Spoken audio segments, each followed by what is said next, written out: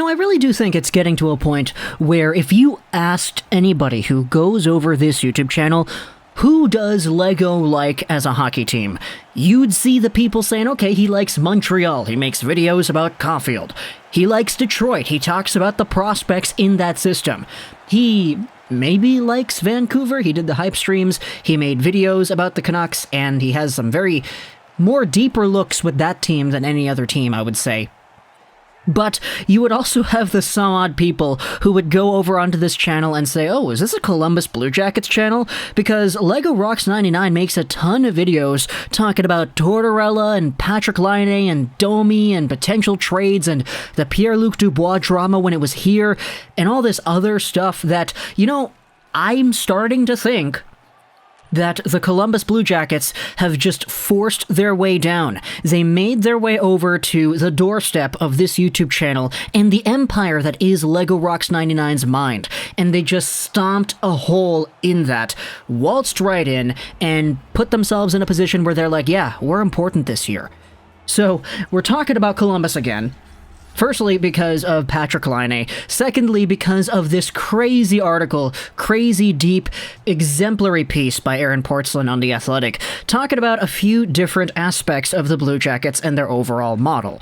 But just going over the Blue Jackets and their situation right now, we already know they're out of the playoffs. They're one of the worst teams in the Central. Yesterday, they played the Nashville Predators. The Preds were up 3-0 at the end of the second period. The Blue Jackets scored 3 in the third to tie it, but then eventually lost because Roman Josi is Roman Josi. So, this game made headlines at the very beginning, before the game even began, because when the Columbus Blue Jackets tweeted out their lines at about 8 a.m. yesterday, PST by the way, we had ourselves the entire switcheroo going around here. We had made videos talking about Max Domi, former Montreal Canadien, and how he was demoted to the fourth line, how he was getting benched, how he was getting full-on scratched, and now, hey, take a look at what happens yesterday. He's on the first line with Eric Robinson and Oliver Bjorkstrand. Interesting first line right there, actually having Domi in that number one center spot.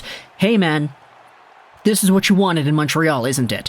Being that top guy, being a top six center, specifically center, not a winger, but a center. He's a first line center here yesterday against Nashville. Then you go down the lines, okay, Grigorenko, Foodie, Nathan Gerbe is in there. Really nice to see that guy. He's the same height as me, by the way. Actually, according to Google, I think he's 3 centimeters taller than I am.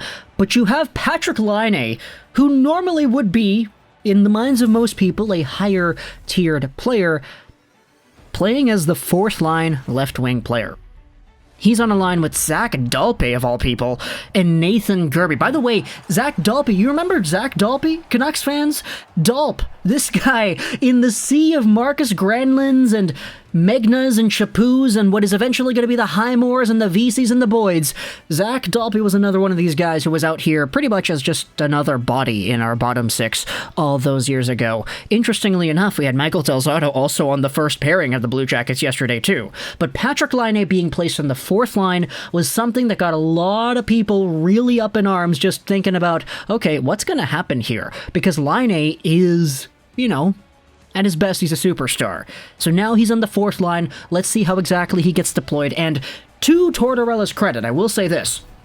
Patrik Laine did have a total of 18 minutes and 37 seconds of ice time. Take away the 1-minute shift he had in overtime, that goes down to about 17 minutes. He was only on the ice for 1 goal against in the second period, which, for Patrik Laine and the display he has put on for in the Blue Jacket system this season, I think it's pretty good.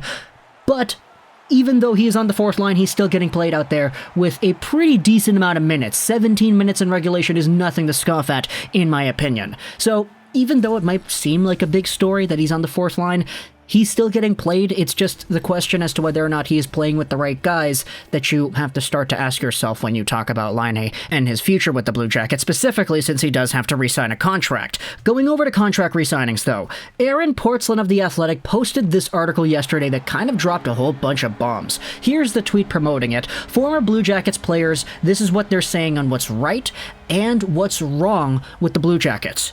We granted anonymity to 3 recent players to discuss what it's like to be an athlete in Columbus, to play for John Tortorella, and to negotiate with Jarmo Kekalainen. Essentially, what this article is, it's why Blue Jackets players leave the city. And I will leave a link in the description to the Athletic piece. If you have the Athletic, go ahead and read that. We'll also leave a link in the description to the NHLTradeTalk.com article, because the quotes from the players, which are indeed anonymous, are presented here as well, and this is a free website, so I'll go ahead and leave this one down there. Now, essentially, when you see an article like this, okay, why Columbus can't hold on to players? These are the former Blue Jackets going out there and giving their pieces of minds. You would think, okay, there's probably some big underlying problem that makes Columbus so difficult to sustain itself as a hockey market that keeps its star players, right? And honestly, that's kind of what I thought going into this article, but just reading about what's going on, I don't really think that's the case here. The article on NHLTradeTalk.com talks about how some young players want to be rock stars with the Blue Jackets, and that's just not possible to be in the city of Columbus. For the most part, though, it wasn't about the city, the fans, or the team. It was about how they're valued and treated while playing for the club by management. This is what one player said in regards to the Blue Jackets GM Kekalainen taking the best value contract re-signings mantra to a whole new level, often to the point where he ran guys out of town. When we talked contract, it was, where do you want to be? And we said X amount. They immediately said, nope, no chance. And we were like, well, that's where we're at, and there are other teams willing to go there. They expected me to give up a ton of money to play in Columbus, like they were the only team in the league. When you're a restricted free agent, they play hardball, which is unfortunate, because then as soon as this guy gets a chance to leave, he's like, screw it, I'm out.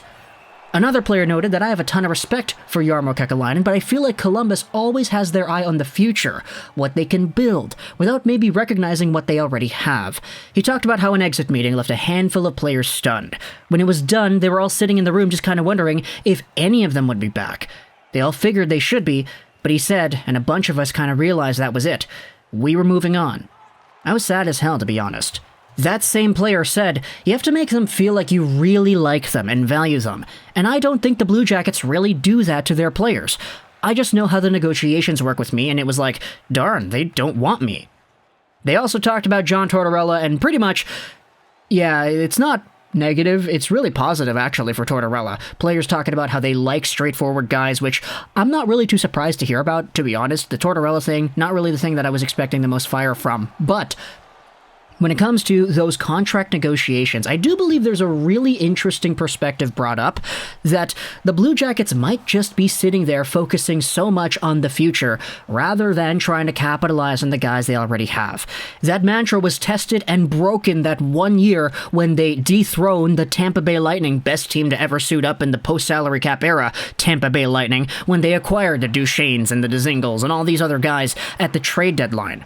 It appears that Jarmo Kekalainen's in a spot now where they kind of want to go the opposite route, no longer wanting to cash in and go all in, but instead just say, okay, we have these assets and we want to build for the future. Let's trade David Savard for a draft pick. Let's trade this for a draft pick. And as a result, when we have contract negotiations now, hey, we're building for the future, so sorry, we're not going to go out there and shell some big money for you.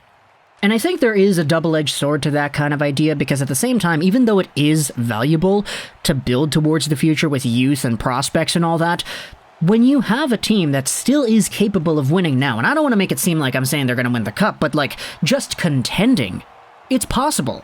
They defeated the Leafs last season in the bubble. This lineup, well, without Dubois, adding in Patrik Laine, of course, it is possible to go out there and win hockey games. So when it comes to taking advantage of what you have on your squad right now, giving a little bit more money out there to the players on your team that are here, who have played for you, and who have displayed some good results, I think there is some form of adjustment that could be made to make things a little bit more stable, but ultimately this perspective brought on by the players in this Portzline piece, it's going to get challenged tenfold when Jarmo Kekalainen goes out there. He gives Patrik Laine his contract offer. He goes out there, tries to re-sign Marinsky and Seth Jones in a year. We will see how exactly the extent of these problems go with these upcoming negotiations for what is arguably the most valuable players on the Blue Jackets in general right now. So, talk to me in the comments what you think about Patrik Laine. Firstly, getting demoted to the fourth line but still getting played big minutes. I'd imagine it'd be difficult to play hockey and score points with Dalpe and Gerbe as your line mates. No disrespect to Gerbe or Dalpe, but it is what it is. And secondly, talk to me as well what you think about the Blue Jackets and their overall problem with keeping players, because they're just so hardball with negotiations. I'll leave a link in the description to the articles we looked at here, the Portzline piece as well as the NHL Trade Talk piece. I hope you enjoyed this bit of Schwartz 99. And bye.